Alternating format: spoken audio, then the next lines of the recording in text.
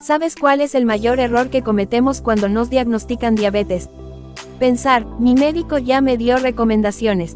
Y sí, el médico te dice qué debes hacer, pero casi nunca te dice qué cocinar el lunes, el miércoles o el domingo cuando toda la familia tiene hambre y tú no quieres comer siempre lo mismo.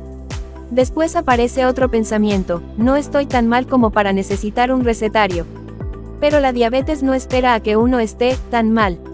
Cada comida es una oportunidad para cuidar tu salud o para alejarte un poco más de tus objetivos. Cuanto antes aprendas a preparar platos ricos y adecuados, más fácil será mantener el control.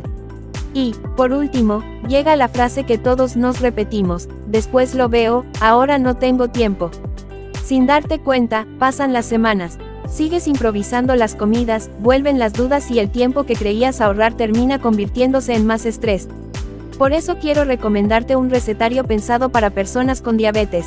Tiene una calidad aproximada del 85 al 95%, reúne decenas de recetas prácticas y deliciosas, cuesta menos de $20, incluye bonos gratuitos y, además, cuenta con una garantía de 7 días. Si no cumple tus expectativas, puedes solicitar la devolución de tu dinero.